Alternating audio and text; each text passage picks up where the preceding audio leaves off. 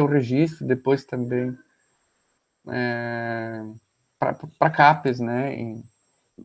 Saúde também, professor Adélcio, né? Agradeço também a disponibilidade para a participação aqui da banca, da Neuzeli. Neuzeli, saúde também, né?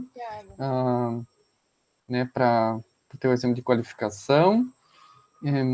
Né, tivemos uma mudança radical, né, no teu projeto, né? O projeto era outro e há pouco tempo agora, né, houve uma reviravolta, né? Então isso aqui é um novo projeto, né? Um outro tema.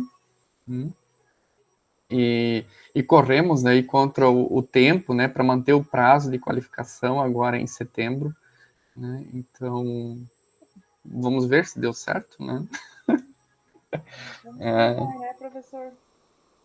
Então, dito isso, né, então iniciamos nessa sessão de qualificação. Neuzeli, conforme nós conversamos, tu tens então inicialmente o tempo de apresentação do teu projeto, né, de 20 a 30 minutos, e depois nós seguimos as considerações dos membros da banca, iniciando com o nosso convidado externo, professor Alan. Depois, né, de cada uma das arguições, tu também tens o tempo de reação, né? Após o professor Alan, depois o professor Adelso. Ok, Neuzeli, então eu te passo imediatamente a palavra, né, para a tua apresentação. Professor, muito obrigada. Professor Alan, professora Adélcio, muito obrigada por estarem aqui presente. Muito importante para mim a presença de vocês. E eu espero realmente que tenha dado certo, professor Joel. Eu fiz o máximo em um tempo recorde, não está pronto totalmente, mas eu acho que a ideia que a gente tinha, né, ela já deve aparecer aqui. Então vamos lá, eu vou compartilhar com vocês a lâmina, os slides, deixa eu ver se eu consigo. Deixa eu ver aqui de tela inteira. Pode ser uma tela inteira, né? Porque aí o que aparece na tua tela vai aparecer para nós também. Tá. Compartilhar. Vou abrir aqui então, deixa eu voltar lá no início. Isso, já estamos vendo a tua tela. Se quiseres então colocar em tela cheia, podes ocultar aquela mensagem ali, Neuzeli. Clique em ocultar. Tá. Isso, estamos vendo os teus slides. Ok, então. Então, eu tive pouco tempo para preparar os slides, então, por favor, desconsiderem.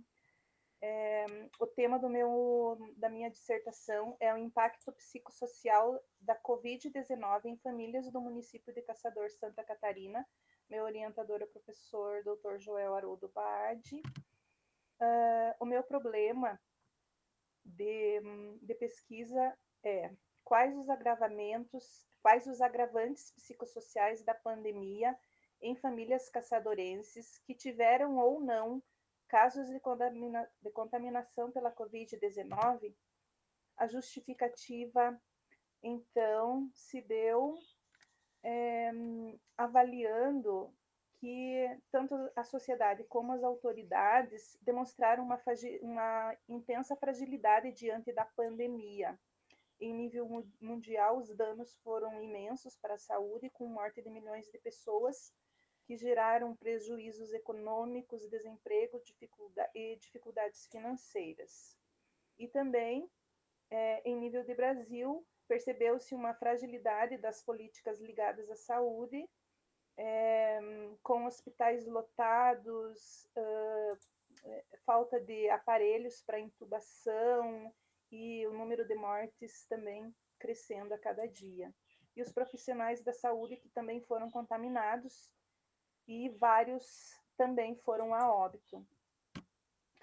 Muitas pessoas demonstraram tensão em relação à Covid, pelo temor da contaminação, do risco de sofrimento e da morte. Tiveram um sofrimento intenso pela perda dos entes queridos. Essa perda ela foi real, difícil de dimensionar pela sua subjetividade, porque a morte é um evento subjetivo e difícil de dimensionar a sua dor, né? Então é um sofrimento individual que somente a pessoa ou nem mesmo a pessoa consegue dimensionar a sua dor. Apesar de tratamentos farmacológicos, meios preventivos e vacinação, a pandemia continua intensa em muitos países ainda, inclusive aqui no Brasil, apesar de ter diminuído o número.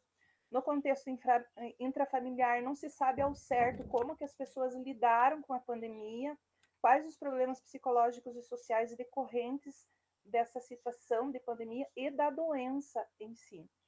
Além do desemprego, outros agravantes podem ter surgido nas famílias, como conflitos familiares, consumo de álcool e droga, violências, etc. O futuro é incerto em termos de saúde, devido à incerteza em relação às sequelas da Covid, que se fala bastante, mas ainda não se sabe ao certo, né, o que vai acontecer para frente e quais realmente são as sequelas, mas elas existem sim, tanto no aspecto orgânico como no psicológico, e há esse risco das pessoas terem desenvolvido sintomas de transtornos também, depressivos, de ansiedade, ou de outro tipo de transtorno, ou até mesmo terem agravado os sintomas de transtornos pré-existentes. A relevância da pesquisa, ela é pessoal, porque envolve aspectos humanos biopsicossociais, é acadêmica devido à investigação, aos conhecimentos que serão adquiridos, né, e através da pesquisa e também com o contato com a realidade. Profissional em relação ao aperfeiçoamento, direcionado à docência, né, porque eu sou professora universitária, e o bem último também dessa pesquisa é o benefício aos acadêmicos. Científica, porque se trata de uma pesquisa, né, com base em referenciais teóricos, em dados empíricos, e porque vamos seguir toda a metodologia científica. E também é social, porque o tema diz respeito aos comportamentos e experiências das famílias durante a pandemia, e será importante para a compreensão do impacto social, também para esclarecimento à população e, porventura, aos órgãos da saúde e assistência social que necessitarem. Objetivo é realizar um diagnóstico do impacto psicossocial gerado pela pandemia em famílias residentes no município de Caçador. Objetivos específicos: identificar nas famílias agravantes psicológicos, como sintomas de depressão e de ansiedade, e de outros transtornos psicopatológicos, e agravantes sociais, como desemprego, violência, decorrentes da pandemia. Levantar algumas características da sociedade contemporânea, pautando-se nos estudos de Bauman, e analisar o impacto da Covid no ciclo de vida familiar, com base nos estressores verticais e horizontais, no âmbito da psicologia sistêmica. Sobre o referencial teórico, então eu inicio trazendo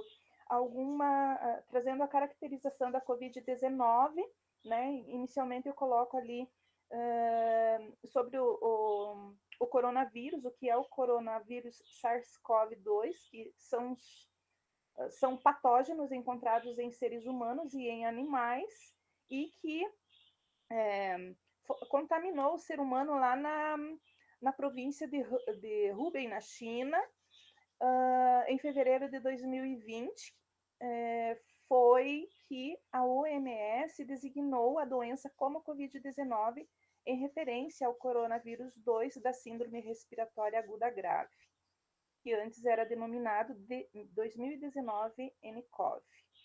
Então, esses patógenos, esse coronavírus, ele foi transmitido a um grupo de pessoas que tinham convivência no mercado de frutos do mar, né, de produtos do mar lá nesta cidade. Em 11 de março de 2020, ela foi declarada pandemia pela Organização Mundial da Saúde, 180 países foram contaminados inicialmente, e aí eu também coloco como que a Covid é transmitida. Aí as estatísticas eu trago aqui, né? Então eu vou falar de como as estatísticas estão hoje. Então, hoje, 10 de setembro de 2021, existem 223 2.266.161 casos confirmados de Covid no mundo, sendo 4.607.523 mortes. E já foram administradas até o momento 5.615.857.604 doses da vacina. No Brasil, hoje, existem 20.958.252 casos confirmados, 585.205 mortes. Em Santa Catarina, 1.166.156 casos confirmados, com 1.138.632 pessoas recuperadas e 18.879 mortes. Em Caçador, hoje, nós temos 6.867 casos confirmados, sendo 20 ativos, 6.556 recuperados e 291 mortes. Sobre o impacto psicossocial da pandemia, então, foi criada uma lei, a Lei 13.979, que dispõe aí medidas de enfrentamento à Covid, através do isolamento social e da quarentena. Houveram restrições em estabelecimentos comerciais, industriais e outras instituições, bloqueio de fronteiras com vários países, né, entre vários países, que gerou um impacto profundo na economia. Também houve um impacto no fator emocional, causando nas pessoas o estresse pelo isolamento, pela quarentena, pela doença, pelas mortes, pelo afastamento do lar, né, gerando sintomas ansiosos e depressivos. Fatores que dificultaram a adesão ao isolamento, citado por alguns autores, a desconfiança nas medidas adotadas, despreparo dos governantes e divergências sobre a gravidade da doença, além de orientações desencontradas. Então, em situação de epidemia, realmente, os autores confirmam que as pessoas elas são afetadas psicologicamente e podem ser, além da doença, né, ter esse impacto psicológico. Há uma alta prevalência de efeitos psicológicos negativos, como humor rebaixado, irritabilidade, raiva, medo, insônia, devido às situações de quarentena, e dado ao caráter inédito do distanciamento e isolamento, o impacto da atual pandemia pode ser ainda maior, levando à hipótese de pandemia de medo e estresse. Aqui a doutora Luciana, do Hospital Santa Mônica, ela fala também que esse medo, essa insegurança pode levar à dependência química e ao abuso de álcool, além de transtornos graves em relação ao enfrentamento dessa situação. Ela também fala que essa situação implica numa carga emocional intensa, mais para as pessoas fragilizadas, que sem os cuidados devidos pode haver uma recaída ou intensificação de um problema já existente, e que os casos de depressão, por exemplo, eles podem evoluir para o suicídio. E aí outros agravantes também, outros impactos, que é a tensão em relação à redução dos alimentos e dificuldades financeiras, os profissionais com muito medo de transmitir o vírus para a família, a angústia de ficar longe de casa e o estresse pela própria atuação, verificação da temperatura em excesso, com risco de desenvolver toque, confusão entre as sensações entre Covid e outros sintomas, né, levando as pessoas a irem buscar atendimento sem ter necessidade. E também possibilidade de discriminação, como aconteceu na China. Aqui eu falo também sobre a sociedade, o desenvolvimento sustentável e a qualidade de vida, onde o Brasil, junto com mais 192 países, atenderam, né, a Agenda 2030, aceitaram para Enfim, garantir o desenvolvimento humano, como é o propósito da Agenda 2030, e o atendimento às necessidades básicas do cidadão por meio de um processo econômico, político e social que respeite o ambiente e a sustentabilidade. Os objetivos buscam acabar com a pobreza, proteger o meio ambiente e o clima e garantir que as pessoas em todos os lugares possam desfrutar de paz e prosperidade. Aqui eu coloquei os 17 objetivos do desenvolvimento sustentável, né? E eu enfatizo ali no meu trabalho o número 3, que é saúde e bem-estar, que tem a ver com o meu tema. Sobre a qualidade de vida, eu coloquei alguns conceitos, né? Que aqui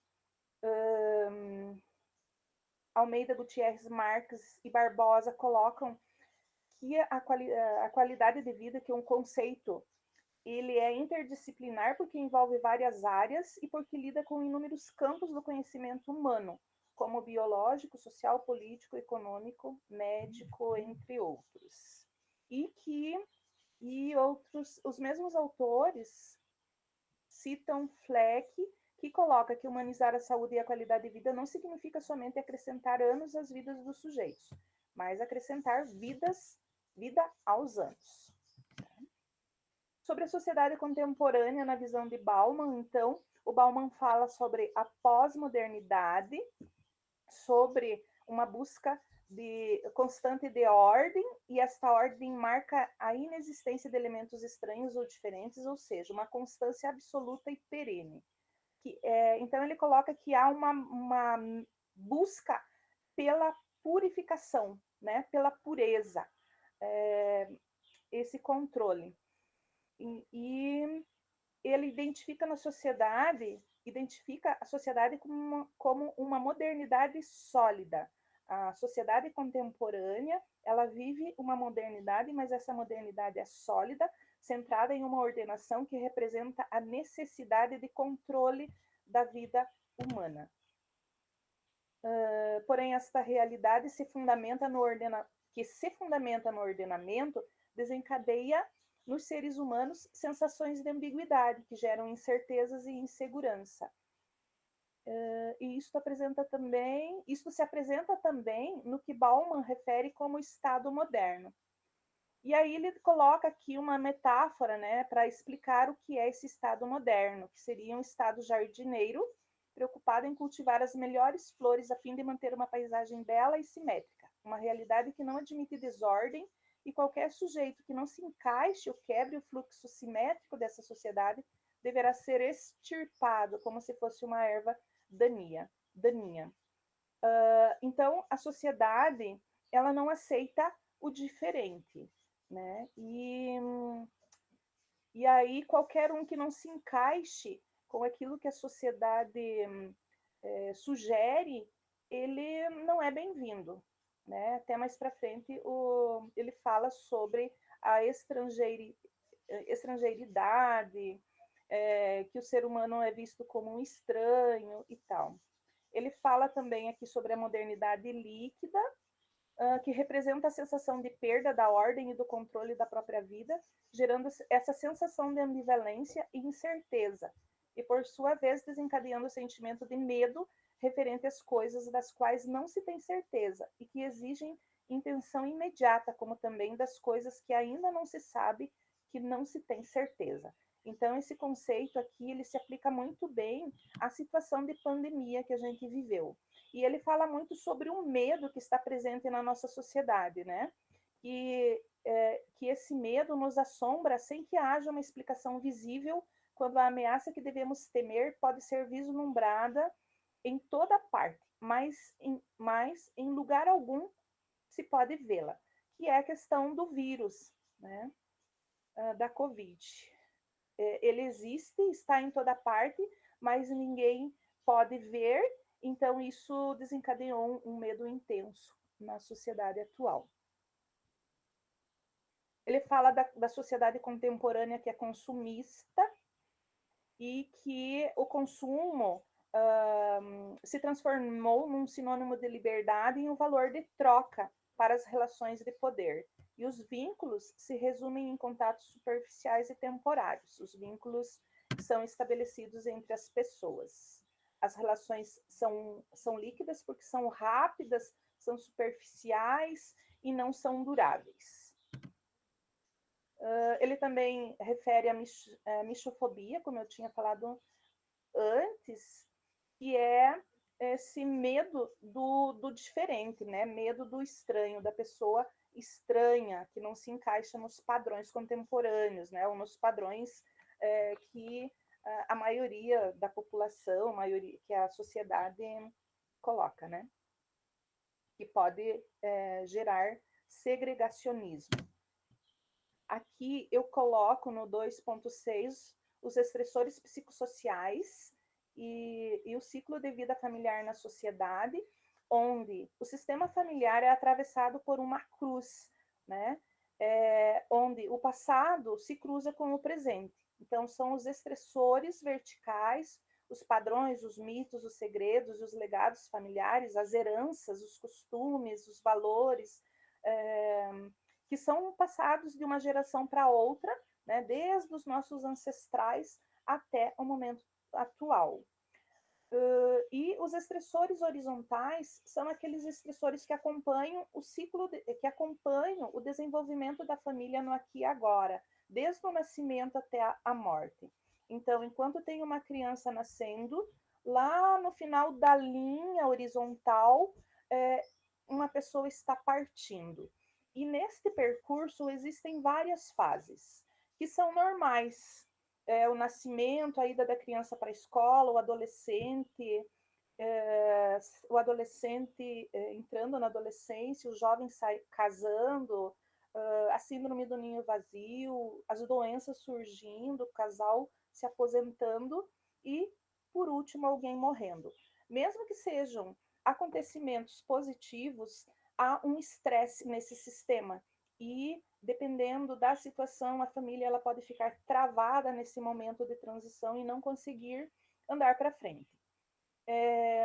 Em relação aos estressores horizontais, eu enfatizo no meu trabalho os eventos imprevisíveis, ou seja, os estressores imprevisíveis, como morte precoce, doença crônica, acidente. Os autores eles falam sobre várias situações, como, por exemplo, divórcio, morte de uma criança, nascimento de uma criança com deficiência, acidentes trágicos, etc. Né? E no meu trabalho também eu falo sobre a Covid, a pandemia, que também é um evento inédito, um evento inesperado que causa um intenso estresse em relação por ser inédito, né, por ser inesperado e as pessoas não estarem preparadas para enfrentar. Então, as autoras colocam aqui que, quando mergulhadas em problemas, as famílias perdem a noção do tempo e maximizam o momento presente, esmagadas e imobilizadas por seus sentimentos imediatos.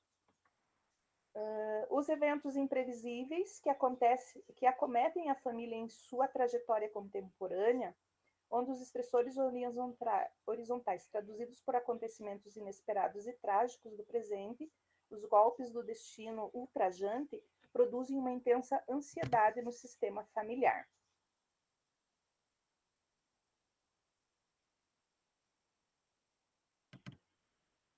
Então, os autores, né, que são homens também, eles dão pouca ênfase aos estressores impredizíveis, mas eu entendo que nós estamos vivendo um momento em que os estressores impredizíveis, os eventos impredizíveis, eles causam um intenso impacto nas pessoas, nas famílias, e eles precisam ser considerados. E alguns outros autores colocam algumas ideias que fecham aqui com isso, né, que eu penso e que, de uma forma sucinta, os autores da sistêmica colocam, que atualmente é inquestionável que as condições sociais, ambientais e econômicas influenciam grandemente as condições de saúde das populações. E a quarentena, o isolamento social visando a redução da pandemia, trazem benefícios à população, mas, por outro lado, elas causam situações desagradáveis que podem ocasionar impactos na saúde mental dos envolvidos. E aqui eu coloco outras situações assim que fecham com essa ideia de eventos imprevisíveis e que causam esse impacto, então, nas famílias.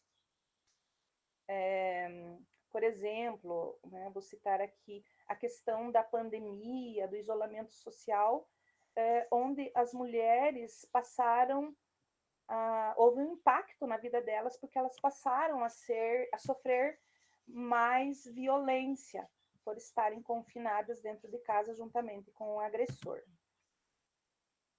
No item 2.7 eu falo do papel do psicólogo no contexto de pandemia, né, do que o psicólogo pode fazer.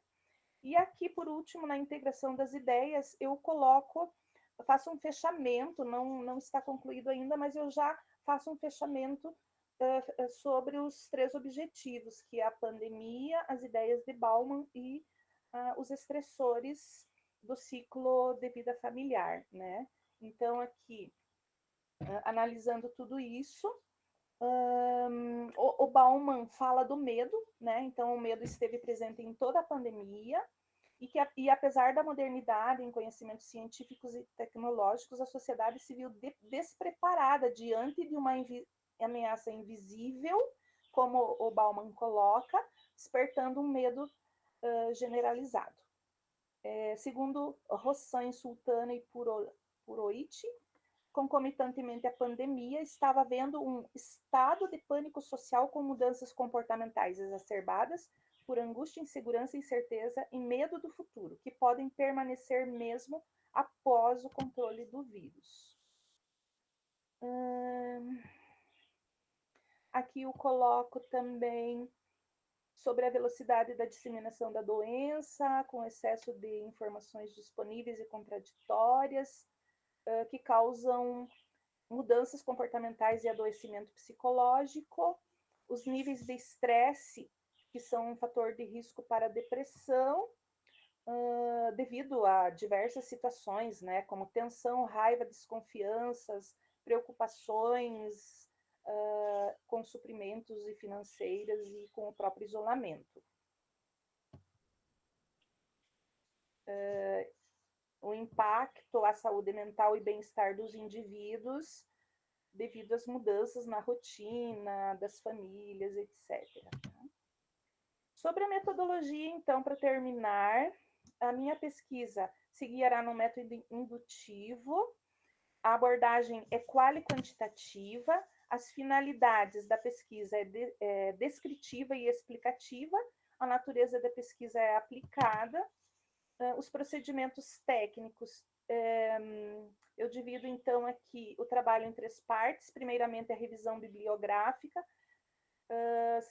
segunda parte, pesquisa de levantamento com coleta de dados junto aos sujeitos, técnica da entrevista, vou utilizar para fazer essa coleta de dados, utilizando também como instrumental para facilitar essa entrevista, o questionário. A análise quantitativa, ela vai acontecer à luz dos referenciais teóricos, será representado os dados através de tabelas e gráficos e haverá uma comparação posterior com pesquisas análogas. Será, então, o questionário é semi-estruturado, o projeto será submetido ao comitê de ética, né, e após a aprovação a gente vai iniciar e as pessoas vão participar mediante o termo de consentimento livre esclarecido. A população e a amostra. Então, eu vou entrevistar as famílias residentes no município de Caçador, aqui no meio-oeste da região, através de apenas um representante que vai responder a essa entrevista, representando a unidade familiar, representando sua família. O município de Caçador tem 79.313 pessoas, segundo o IBGE, segundo o censo de 2010, aqui, segundo o censo de 2010, mas os dados eu peguei agora no site do IBGE. São 23 bairros em Caçador. A amostra, então, são 50 famílias residentes aqui. A pesquisa vai acontecer no período de outubro a dezembro, a princípio. A técnica de entrevista é para facilitar o registro da resposta no questionário, o levantamento dos bairros, das ruas e das próprias casas será feito junto à prefeitura, e essas famílias elas vão ser sorteadas, né? Bairro, rua, residências serão sorteadas por meio desse aplicativo.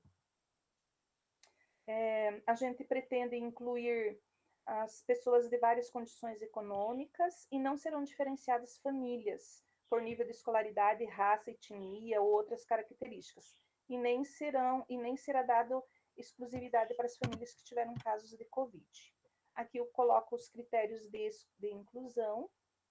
Como que está meu tempo, prof? Esgotou-se já? 1 minuto. Ah, que bom. Então, os critérios de inclusão.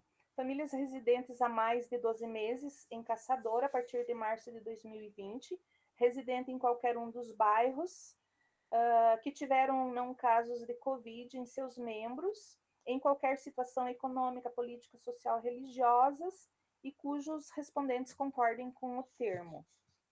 Os critérios de exclusão, famílias que não residem no município, que residem há menos de 12 meses e sujeitos com idade inferior a 18 anos.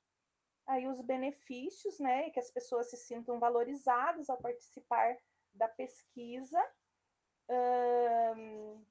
que a participação no processo de pesquisa, através da participação delas, elas vão contribuir para a formação de conhecimentos universitários e elas também poderão expor seus dramas e sofrimentos em virtude da pandemia. Os riscos é desconfortos com a abordagem da pesquisadora, o risco de emocionar-se e manifestar sofrimento, né, em relação aos eventos traumáticos, perda de algum familiar, e será esclarecido também sobre a participação livre, sobre o sigilo.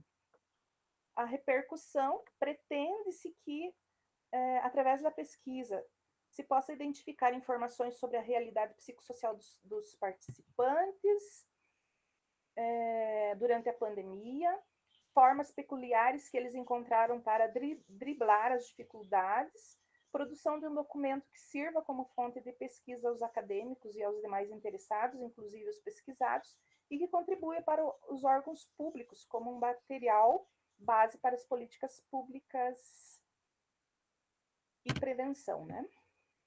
Então, o questionário, a meta será de conveniência, a pesquisa será de conveniência não probabilística, 50 sujeitos. A pesquisa será no período de outubro a dezembro, com análise dos dados no período de janeiro a março. A análise dos dados será qualitativa e quantitativa. A qualitativa será direcionada à análise do discurso e a quantitativa através de índice numérico, com a apresentação desses dados na forma de tabelas e gráficos. E a análise qualitativa será na forma descritiva e explicativa.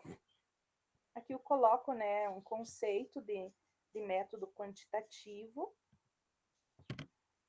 Os recursos, então, humanos, eu e a minha orientanda, bolsista do FAP, que também vai me ajudar nessa pesquisa. Aqui eu coloco o cronograma e, por fim, as principais referências. Então, era isso. Ok, obrigado, Neuzeli. Passou 3 minutos. O 3 a gente desconta da nota depois. Tá bom. Muito bem, então vou passar a palavra imediatamente ao professor Alan para as suas considerações. Então, professor Joel, professor Adelso, a gente já conversou um pouquinho antes, já cumprimentamos, né? Neuzeli, é um prazer conhecer você. Obrigada, igualmente. Agradeço, né, ao professor Joel e a você pela possibilidade de estar aqui. Seu trabalho é muito relevante, um trabalho atual, e eu acredito que talvez possa estar contribuindo em com alguns apontamentos, tá? Até porque a gente é colega de profissão, né? Então, talvez temos aí algumas questões que a gente pode estar se aproximando, tá? Toda a minha trajetória na psicologia Que bom. e eu, né, trabalho no mestrado em educação, mas sou professor na graduação em psicologia, supervisor de estágio, fui me identificando bastante contigo aí também Que bom.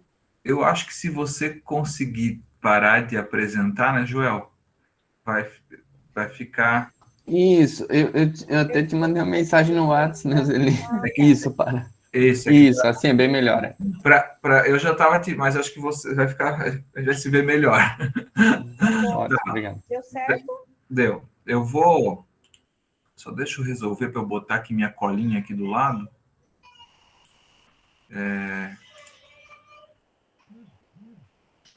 Que daí eu não vou me perder. Eu me organizei aqui para estar falando em 5 pontos, tá? Eu acho que daí eu penso que... Só deixa eu lembrar como é que eu fazia aqui para... Não.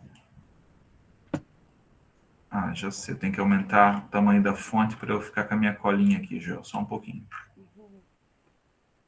Sim, tranquilo. Daí a gente fala objetivamente. O que é sempre um desafio, né? Eu já me acostumei com 2 monitores, então eu tenho o meu notebook aqui, onde eu tenho vocês, e eu tenho aqui ao lado uma TV de 32 polegadas. Talvez alguma coisa precisa aí, porque a gente vai seguir nessa nossa vida aí, não tem jeito, né? Tá. É muito prático. É melhor, verdade. Tá, então assim,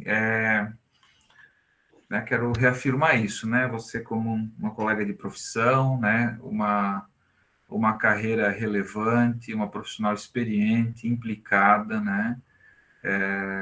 Isso aparece no teu texto, né? Mas a gente sempre dá uma espiadinha no Lattes, né? Fui ver que você tem uma trajetória com a formação, com a profissão, muito bacana, tá? Então, realmente para mim é uma alegria poder estar aqui e estabelecer esse diálogo com você, né? E aí, além de ser colega de profissão, a questão psicossocial é para mim assim um baita conceito. É um conceito que trabalho, porque eu trabalho com as políticas aqui, além da educação, política de assistência também. Então, a questão psicossocial é um conceito e talvez esse é um dos pontos que acredito que eu vou poder te ajudar. Mas antes disso, eu entendo que para dissertação seria bem importante que você fizesse alguma apresentação do teu lugar, quer dizer, de onde você está falando, sabe? Porque a terapia sistêmica aparece, né? A própria questão, ok, a pandemia está mais do que contextualizada, mas a terapia familiar aparece, o próprio Bauman aparece, né? Que, né? Talvez o Bauman tenha mais a ver com o Joel, mas ainda assim é importante contextualizar que você no mestrado, né, se colocou a um diálogo, né, que é um diálogo até interdisciplinar. Eu penso que é bem importante assim alguma apresentação que vai ajudar o leitor a entender os teus pressupostos, alguns dos teus argumentos, vai qualificar o trabalho, né? Ainda mais nessa condição, né, de você como alguém que tem uma carreira robusta, um trabalho, né, né, uma vida dedicada aí à psicologia, à educação, né? Tá? Então, se autorize essa, né, vai fazendo esse ensaio aí, mas se autorize esse texto. Eu acho que esse texto ele faz falta para a gente. No projeto ele faz falta, né? Para a dissertação, tá? Entendo que ele é fundamental. Tá. Aí a questão psicossocial, tá? Assim, o psicossocial não pode ser pensado, né, como um adjetivo. Psicossocial é uma perspectiva, né? Sendo bem objetivo, né? O psicossocial é um conceito que ele é resultante de um campo de forças, de um campo de tensão, né? Daquilo que a gente tinha como resultado de um modelo cartesiano na psicologia, especialmente na psicologia, né? Então, assim, como se fosse o cartesianismo, você tinha, né, a ideia sempre em tensão, né? O interno e o externo, né? A pessoa e a cultura, sempre tudo em tensão, né? O meio e a genética, né? Quanta coisa que a gente sempre foi se debruçando, né? Se debatendo com isso, né? Então tem um tensionamento, e aí, especialmente com a saúde mental, ó, isso tem tudo a ver, né? Especialmente com o campo da saúde mental, quando a psicologia brasileira se colocou no trabalho, nas políticas públicas, especialmente com a reforma psiquiátrica, né? Porque a gente foi aprender na reforma psiquiátrica que o principal enlouquecimento foram as próprias instituições psiquiátricas. Os hospícios enlouqueciam mais do que a experiência subjetiva que a pessoa tinha antes do hospício. Então, toda essa história nos ofereceu esse conceito do psicossocial. E aí, eu acho assim que tem uma obra, inclusive, Joel, muito interessante, eu acho que vocês podem trabalhar com ela. Ela foi produzida pelo Instituto de Psicologia Social da USP, tá? Então, assim, quem entende da discussão no Brasil, a referência, tá? Para ter uma ideia, o nome do livro é A Psicologia Social e a Questão do hífen, porque o hífen está problematizando justamente o hífen, para não dicotomizar. Entende? Para não fazer o psico e o social, tá? E aí é que eu quero te dizer assim, ó, em alguns momentos a questão psicossocial, ela quase que vai para um segundo plano da tua pesquisa, porque a psicopatologia, a farmacologia, a questão orgânica, a questão biomédica, você acaba dando ênfase a isso. Se você entrar pela perspectiva do psicossocial, fortalecer essa tua leitura, tá? Eu acho que vai te dar um discernimento, uma lucidez nas análises muito interessante, tá? Uhum. E aí quero te dizer assim, ó, que tem uma diferença. Você está trabalhando com a ideia de impacto. Então, assim, tem impacto e por vezes aparece o agravante. Tem uma diferença entre impacto, agravante e você trabalhar efeitos e desafios. E quando você trabalha, o impacto até que não está tão carregado de um aspecto negativo. É claro que a hipótese é que a pandemia tenha gerado sofrimento e mais sofrimento. Isso é uma hipótese evidente. Mas quando a gente vai para uma compreensão de efeitos, a gente também vai escutar aquilo que não é só negativo. Porque a gente sabe que as famílias, elas se rearranjam, Sim. elas se reinventam, né? E aí elas também aprendem. E quando a gente trabalha, então, com outro conceito ali, além, o impacto até que dá de pensar, mas agravante já sempre joga por uma perspectiva psicopatológica. E é claro que a grande hipótese é de que a saúde mental está comprometida. Mas a gente, né, na pesquisa, né, na própria profissão, a gente também vai aprendendo a ampliar a nossa escuta. E, enfim, se a gente for pensar só, nós temos aqui 4 representantes de 4 famílias aqui, né? Nós somos representantes de 4 famílias. Será que na pandemia não teve nada na nossa família, né, que talvez teve aí um outro efeito que não só o negativo, né? Só para a gente. E isso pode aparecer, sabe? Então, para deixar a tua escuta aberta, eu sugiro poder pensar com efeitos, desafios, tá? E aí, com isso, eu já vou para o objetivo. Então, venci o primeiro ponto, né? Te falei que tem os 5, venci o primeiro, estou indo para o segundo, tá? Aí vem a questão dos objetivos. Tudo isso eu estou te encaminhando, essa minha colinha aqui, posso te mandar ela integralmente, tá? E o arquivo tem os comentários todos, tá? Então, assim, um segundo ponto é que quando você coloca no objetivo realizar um diagnóstico, isso é bastante, diríamos assim, quase que audacioso, porque o diagnóstico, ainda mais um diagnóstico do município, né, é do impacto, mas no município e tal, e aí eu não sei porque se uma amostra possibilita um diagnóstico, né, então, talvez por essa ideia, assim, investigar os impactos ou compreender os efeitos psicossociais, né, então, gerado pela pandemia, tá? E outro ponto ali nas famílias residentes, até para dialogar um tanto mais com a própria terapia familiar sistêmica, pensar em relações familiares, contextos familiares, não só família como um núcleo fechado, né? Mas relações, tá? Não sei, uma sugestão aí para ti. Tudo está no campo das sugestões, né? Uhum. E aí vem a questão dos objetivos específicos, que é nos objetivos específicos que eu mais flagrei que você ainda está, digamos assim, ligada, né? Acaba ficando ligada por essa dicotomia do hífen, o psico e o social, como se tivesse ter que dar conta do psico e do social. Né? Daí o Bauman parece que está muito mais para pensar esse social, essa dimensão da sociedade, né? Essa dimensão societária, e a sistêmica parece que entra então para entender o psico, né? O intra, Isso. Né?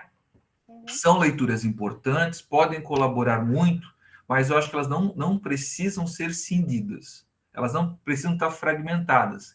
Aí eu pensei assim que os teus objetivos eles poderiam ser um pouco mais integrativos, os específicos, né? Vou te dar um exemplo, né? Poderia ser um objetivo específico assim, problematizar a questão psicossocial, já tomada ela na sua integralidade, né? Então, problematizar a questão psicossocial no encontro das obras de Bauman, né, de Zygmunt Bauman, ou de conceitos da obra de Zygmunt Bauman, com interlocutores da psicologia familiar sistêmica. Tá? E aí talvez você não tenha que abraçar toda a obra do Bauman, ou toda a obra da sistêmica, mas até escolher o que você vai dialogar de uma obra e da outra, de um campo e do outro. Tá? Então, assim, né, eu acho que você tem uma triangulação aí para fazer, né, que é isso, pandemia, Bauman e terapia familiar sistêmica. Né? Que é muito interessante, é uma excelente sacada do projeto, inclusive, pensar, né, as relações, vamos pensar da própria obra do Bauman, né, com a pandemia, né, né, a hipótese talvez é essa, aquilo que já era ruim, né, tenha ficado muito mais comprometido em termos da liquidez, né, da virtualização, do laço, né, do vínculo, do afeto, tá? Ok? Ainda estou na questão dos objetivos, mas eu vou lá para frente, porque daí, se eu for pensar por esses objetivos, aquela discussão que eu acho que é do 2.7, que é do psicólogo na pandemia. Não precisa. Tu já tem tanta coisa, né? Eu entendo que talvez você está bem tomada por aquilo que a psicologia vem fazendo, talvez pelos estágios, talvez pelo teu próprio trabalho, tá? Mas por que essa discussão, tá? Na verdade, eu já quase que identifico 2 projetos de dissertação. Se você fosse ficar... Só isso que eu falava, da discussão do Bauman, né? Mas é claro que eu entendo, consigo entender, né, que a escolha do Bauman e a escolha da terapia familiar sistêmica é um acordo, é um combinado, né, aquilo que liga você ao programa, o programa e o orientador com os teus... Ok, faz sentido, tá? Mas você... meu trabalho aqui te dizer que você tem praticamente 2 projetos. Por quê? Só a relação da terapia familiar sistêmica, os ciclos, os estressores e a relação com a pandemia já é um projeto. Eu não estou vendo a cara do Joel aqui, mas não, é que a minha colinha estava na frente. Mas, Joel, só isso é um projeto. Só o Bauman e a pandemia já daria conta, né? Vocês estão se pretendendo a um casamento mais robusto, né? O desafio é maior, tá? Mas eu entendo que isso faz parte do contrato, dos combinados, do encontro. Mas eu preciso dizer que uma coisa já daria conta, tá? Ainda mais que tem campo. Tem campo. Se não tivesse campo, aí ok. Então, teoricamente, vamos trabalhar. Terapia, né? Conceitualmente já daria bastante trabalho, tá? Mas, enfim, tá bem legal. A sacada é muito boa, tá? Uhum. Eu gostei muito do objetivo que você colocou ali. Você consegue repetir para mim? Problematizar a questão psicossocial. Isso. Encontro com Bauman. No encontro das obras, ou no encontro de conceitos, talvez não colocar da obra, mas de conceitos ou de obras, né, de Zygmunt Bauman, com interlocutores, né, não sei se com interlocutores, ou com aspectos conceituais, ou com a perspectiva da psicologia familiar sistêmica, né, ou da terapia familiar sistêmica. Na interlocução com autores da sistêmica. Talvez. Mas eu estou te mandando isso depois, tá? Tá aqui escrito. Uhum. Desculpa, eu fui também aqui avançando e não te... Não. Tá. Não tem problema. Tá. Mas tá fazendo sentido aí, né? Tá. Uhum. Então tá. Estou gostando muito. Pode tá bom, que bom. Aí eu fico contente também que estou sendo aqui colaborativo. Tá. Agora vem uma parte que eu entendo que é um trabalho que aí vocês vão ter que pensar como fazer, mas assim, eu estou no terceiro ponto aqui dos itens que eu pensei em contribuir contigo, tá? Assim, dentro desse ponto aqui, tem muito a ver com as referências, tá?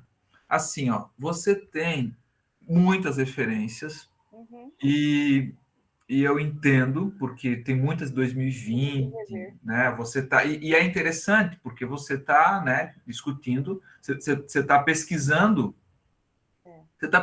o fervo da história, você está pesquisando a história, né? Na tua apresentação, no teu texto, você está, mas tá pesquisando a história sem saber o próximo capítulo da história. Então é dificílimo. Então, você foi aí em texto de 2020, então tem texto de 2020 que faz APUD 2020, só que assim, você está com um excesso de APUD violento, tá? Eu nem contei, fui deixar o Word contar, tá? O Word contou aqui 65, não dá, hein? Não pode, tá? Então, claro, no projeto, né, a gente está aqui para te sinalizar, você vai precisar depurar isso aí. E aí quero dizer o seguinte, assim, ó, o APUD é um recurso quando a gente está numa inacessibilidade da fonte. O APUD quase nem faz mais sentido hoje em dia quando as fontes estão todas disponíveis aí, tá? Então, assim, tá passando um bombeiro aqui, deixa eu só terminar de passar aqui. Então, olha só, o APUD, ou você até mesmo, às vezes, abre mão de uma referência e outra, mas você vai precisar trabalhar nisso aí, tá?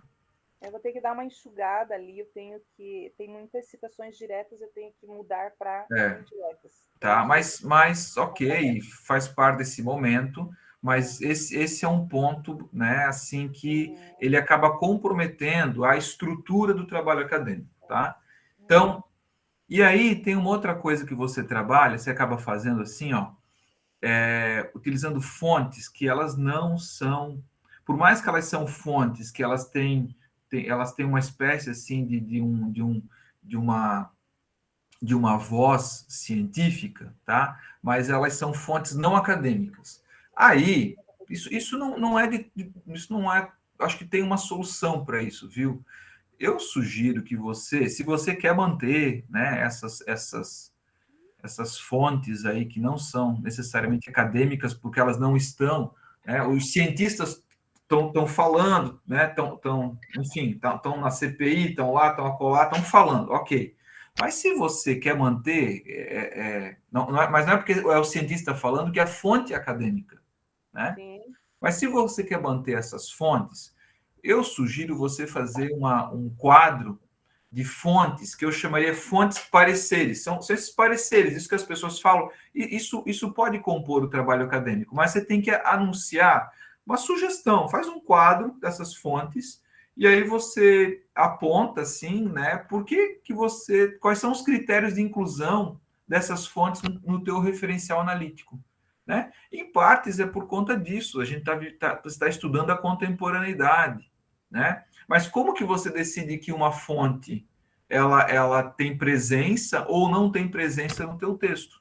Uhum. Não sei, Joel, tu é muito mais, né, entendido do que eu nessa discussão né, de uma até mesmo de uma dimensão metodológica, né? Mas é uma sugestão que eu pensei, tá? Porque como tem, volta e meia, né, de acordo com o parecer da doutora fulana, do ciclano, né, fontes assim que não são acadêmicas, mas são, né, tem essa voz. Eu pensei num quadro aí, tá? Mas isso é plena sugestão, tá? Uhum. E aí, em alguns momentos, né, lá na página 5, página 14 e tal, eu acho que você pode preparar para a dissertação alguma coisa assim, tipo uma pandemia em números, né? E aí trabalhar, usa mais gráfico, usa mais figura, porque senão isso vai cansando, né? E não tem leitor que dá conta de... Até porque esses números como eles são tão em alteração, né? Tá? Vamos lá, os 2 pontos finais agora, tá? Aspecto metodológico, tá? Vou te falar assim, Neuzeli, eu tenho dúvidas se essa escolha que você fez do sorteio vai bater na casa da pessoa, vai aqui e acolá, eu tenho dúvidas se isso não vai acarretar um excesso de trabalho, uma inviabilidade da pesquisa. Você vai ter que ter deslocamento, o desencontro que você pode ter de chegar lá, não ter um adulto, ou a própria negativa da participação, a própria questão sanitária, vai ficar na rua, vai entrar na casa da pessoa, tem uma exposição nisso aí, tá? E eu fiquei com medo disso inviabilizar a tua pesquisa em relação ao cronograma do projeto, tá? Eu não sei, eu não tenho sugestão, assim, não tenho sugestão, mas eu entendo que você quer, parece que buscar uma amostra mais, digamos assim, significativa possível, para realmente poder pensar o município e tal. Mas eu fiquei receoso de que isso pudesse acabar inviabilizando, te dar um excesso de trabalho. Não sei, tá? Você nega no meio do caminho lá da metodologia, você nega o Google Forms, talvez pela questão do acesso das pessoas. Mas, assim, por que não talvez uma pesquisa por conveniência, né? Onde uma família indica outra família, para vocês pensarem. Mas a tua estratégia, assim, o rigor metodológico, beleza, mas um mestrado, né? No que a gente está vivendo agora, para você pensar aí, né? Não sei.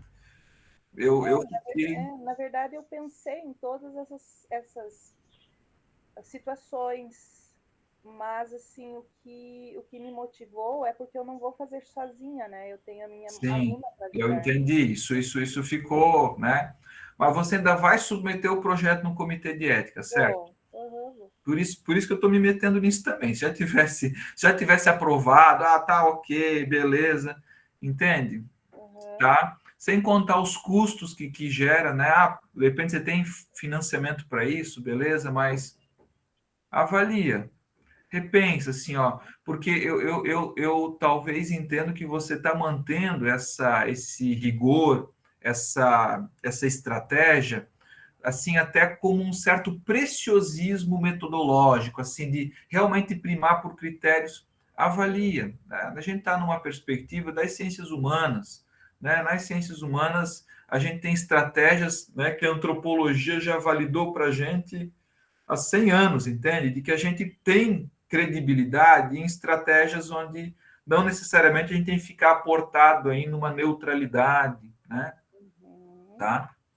Então, ok. Dentro do caráter metodológico ainda, eu tem uma parte ali que, supondo que você mantenha a questão em loco, tá? No ato da pesquisa. Aí eu fiquei com uma dúvida, porque daí você deixa isso em aberto. E para mim isso interfere. Quem preenche o questionário? Isso interfere. Eu acho que aí você tem que definir, né?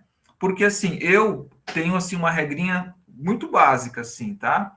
Se o roteiro permanece em posse do pesquisador, é entrevista, né? Pode ser estruturada com perguntas abertas, independente, mas se o roteiro está na mão do entrevistador, do pesquisador, é entrevista. Se entregamos ao participante, é questionário. Entende? Então, assim, isso pode ser um modo muito simplista de pensar, mas a entrevista pressupõe a interlocução. É entrevista. Se você entrega, é questionário. Você não tem entrevista quando você entrega um roteiro para alguém. Tá? Então, acho que aí é um ponto que pega. E o questionário, eu vou te dizer, esse teu questionário é quase um inventário, tá? Você trabalhou bastante.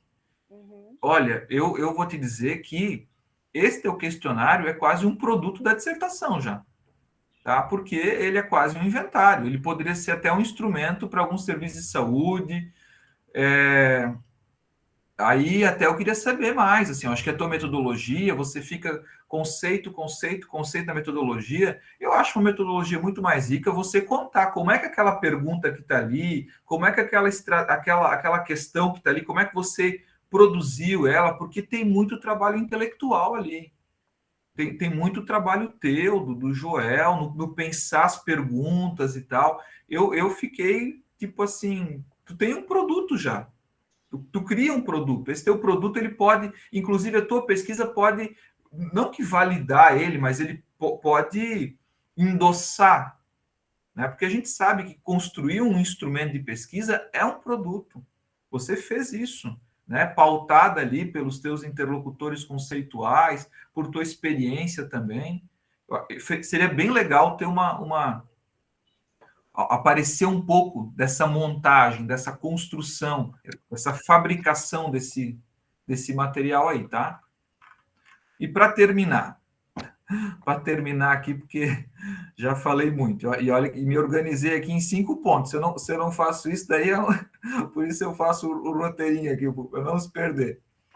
Aí eu acho que tem, assim, quero te dar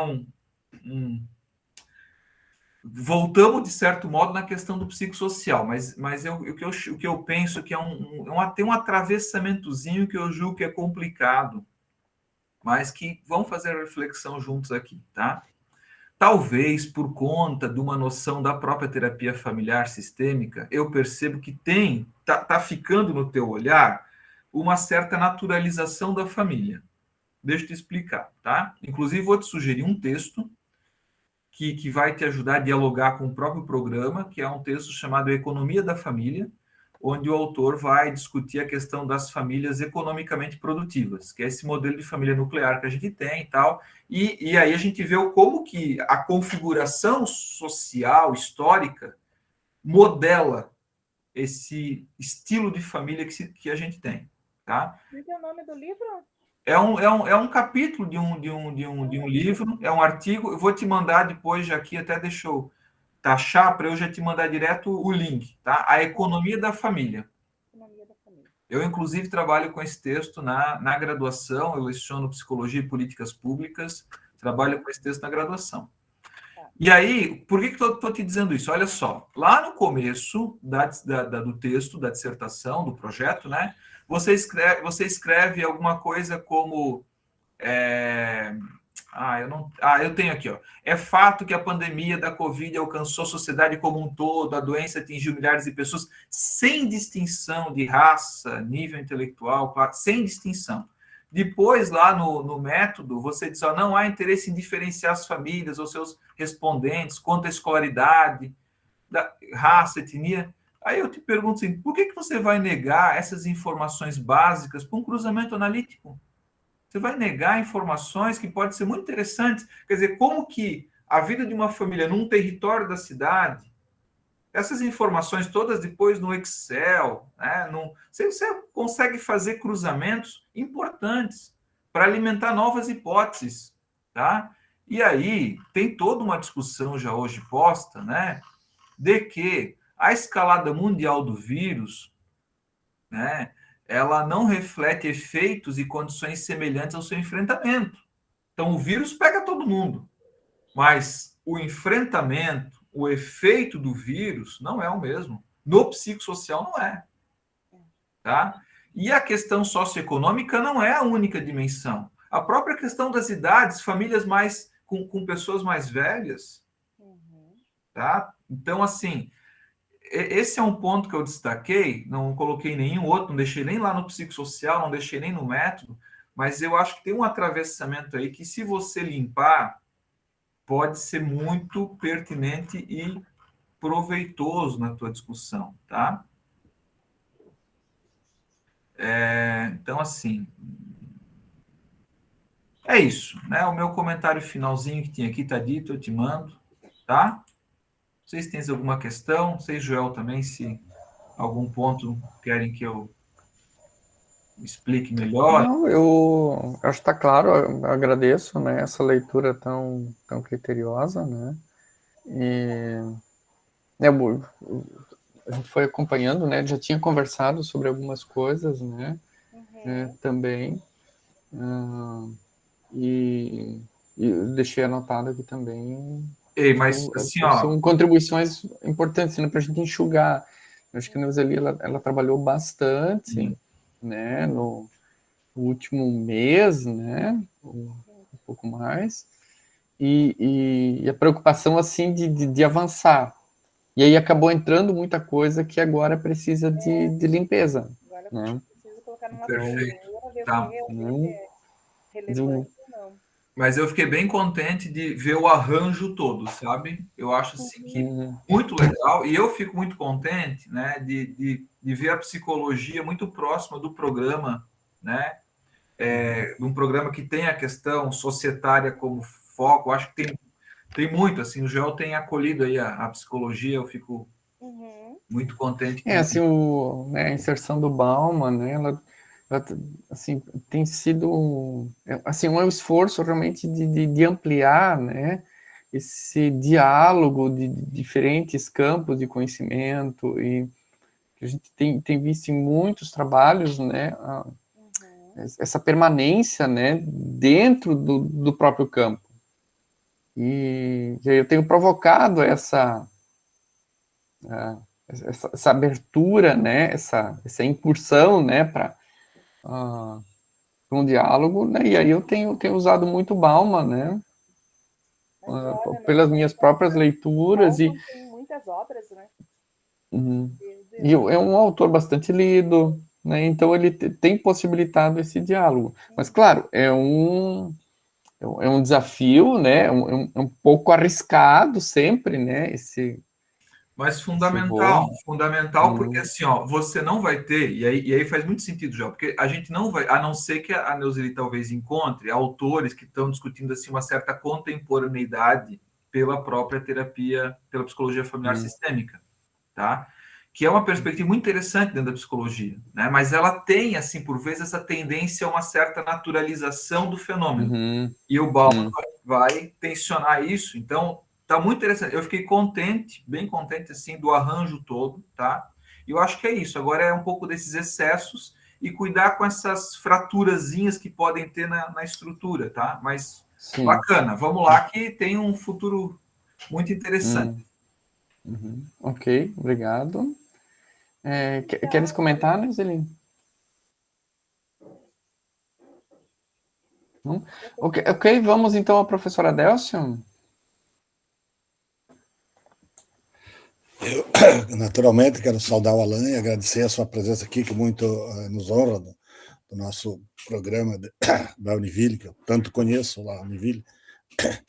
E, sem dúvida, quando o professor Joel me convidou e eu estava cheio de coisa, ele perguntou se eu poderia. Eu digo, olha, sempre essa minha posição é a melhor de todas. Normalmente o convidado já destrincha, já desossa tudo, e para mim sobra só lavar as mãos e aproveitar o que sobrou. O professor Alain, como sempre acontece, já encaminhou tudo. Minha função aqui sempre é muito cômoda, quando é o segundo que fala, então já está desossado o problema, já está tudo encaminhado, então só me resta aplaudir e comentar que na Uniarp a discussão nós citamos Bauman ou citamos Joel Baade, sempre tem essa dúvida. Ele é o nosso Bauman, mas ainda tem essas polêmicas. Alguns já dizem qual que vai ser o aluno que vai escrever esse livro. Joel Bauman no Alto Vale do Rio do Peixe, vai ser alguma dissertação futura. Eu gostei do tipo que o tempo psicossocial sempre me exerce o fascínio. Eu não acredito que uma coisa seja só mental, seja só social. Essa interação para fazer as pessoas conviver com isso é extremamente importante. E a Neuzeli, eu tenho certeza que ela vai fazer um bom trabalho, muito bem orientada pelo Joel, já foi devidamente encaminhada pelo professor Alain. Então, continua esse trabalho e por hora, e eu não quero assim ser trágico, mas esse teu trabalho tens que caprichar, porque vale até publicar. Hoje, tu entrou com um artigo, entrou com um texto e falou na Covid-19, as bancas estão aprovando.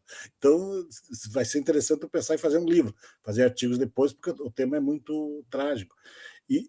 Mas não quero, eu estava lendo na internet, espero que seja fake news, que na Índia apareceu um vírus agora que já matou 18 pessoas, um vírus desconhecido que inclusive o governo está queimando as casas que foram atingidas. Então, tens que agilizar teu trabalho, porque quem sabe ano que vem nós já temos uma outra tragédia dessa. Daqui a pouco vem outra variante aí. Alguns dizem que nós estamos pagando o preço de ter confrontado a natureza. A nossa invasão da natureza está fazendo nós confrontarmos vírus que estavam nas selvas, estavam escondidos. E, sobretudo, os animais muito parecidos conosco, que é o caso do morcego. O morcego, na verdade, é o ser humano com outro design. Mas os mamíferos são quase todos iguais, muda o design. Então, por isso que os vírus se adequam muito fácil. O morcego é extremamente sociável, como nós somos. O morcego era o animal ideal para nos trazer esse vírus. Agora vamos ver. E esse que aconteceu na Índia são em vilas que estão invadindo florestas. Então, vírus que estavam escondidos, que não teriam contato conosco, a nossa ação vai trazê-los de novo.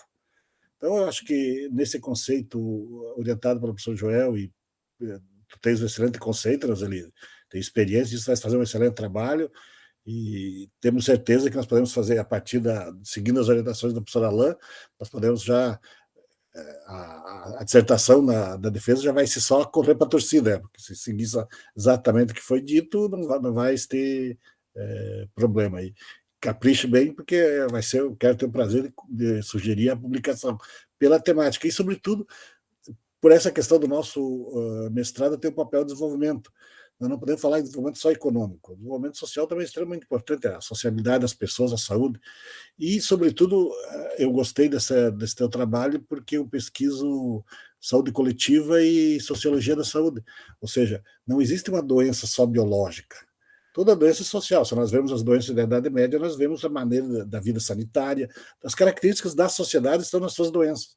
A criminologia também diz isso. Tu quer conhecer uma sociedade, veja os crimes que acontecem nela, tu vai conhecer como é que a sociedade é estruturada. A concentração de renda e todas essas questões que a saúde coletiva e a sociologia da saúde colocam. Então, esse teu trabalho tem plenas condições de ir muito bem e nós possamos fazer logo uma sessão aqui para tu correr para a torcida. Já tens toda a orientação do professor Alain, tem o professor Joel nesse processo, e nós já possamos correr para a torcida. Parabéns e siga as orientações do professor Alain e do professor Joel, que vai fazer um excelente trabalho. Muito obrigada, professor. Obrigado, professor Adelcio. Né? Então, também, né, pelo incentivo. Né? Então, acho que é o que faremos, né, de agora por diante, né, essa lapidação, submissão ao comitê de ética, né, então o nosso comitê de ética da instituição está sendo reativado também, né, então isso tende a agilizar um pouco os processos. Muito bem, nós temos agora, então, um momento de deliberação dos membros da banca para elaboração do parecer. Estamos só nós aqui na sala, então, Neuzeli, eu posso te pedir licença um instante, sair da sala, e eu te mando um WhatsApp quando puderes retornar, tudo bem? Uhum. Então tá, obrigado. Até já. Aí eu já saio.